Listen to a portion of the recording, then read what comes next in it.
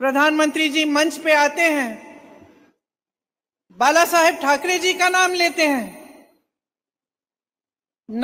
हैं बाला साहेब ठाकरे जी का, और जब प्रतिमा बनने जाती है शिवाजी महाराज जी की, तो उस प्रतिमा को पूरा करने का काम ही नहीं करते। एक प्रतिमा बनी, वो दह गई, उसमें इतना भ्रष्टाचार था। दूसरी प्रतिमा को पार्लियामेंट से निकाला गया, संसद से हटा दिया गया।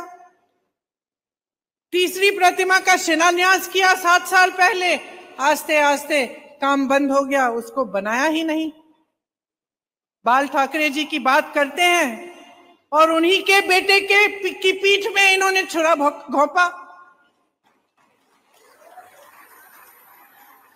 किसानों की बात करते हैं, किसानों के लिए 10 सालों में किया क्या?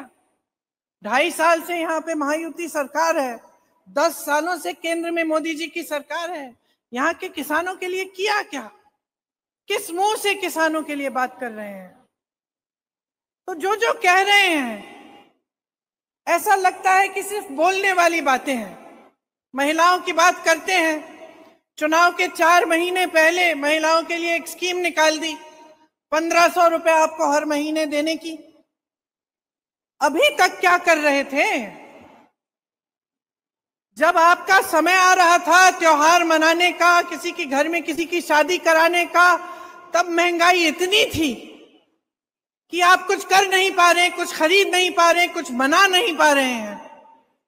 आप दुकान जाती हैं, आधी चीजें छोड़ के वापस आ जाती हैं।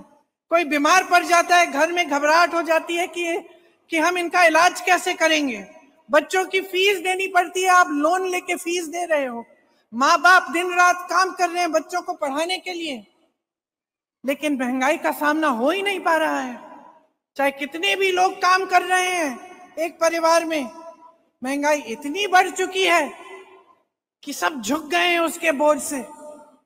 और मोदी जी आपके सामने मंच पर आते हैं, चुनाव के लिए आपकी एक स्कीम बना देते हैं, लाडली बहना, और वो सोचने लगे हैं कि इस स्कीम से 4 महीनों में आपको 1500 रुपए दे देकर आपके वोट ले लेंगे।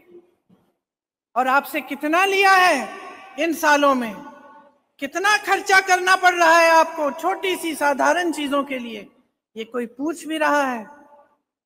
तो एक तरह से मुझे लगता है कि एक नई परंपरा शुरू कर ली है इन्होंने 10 सालों से भारत की राजनीति में, जो हमारे पूर्वजों की, हमारी आजादी की लड़ाई की, हमारे संविधान की जो परंपराएं हैं उनके विपरीत है।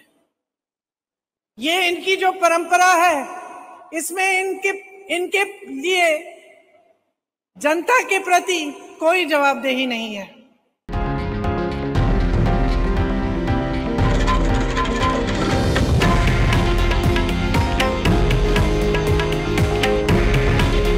हे आहे देशातील नंबर 1 न्यूज नेटवर्क आणि आपण पाहत आहात TV9 मराठी। काळजी तुमची, हित महाराष्ट्राचं।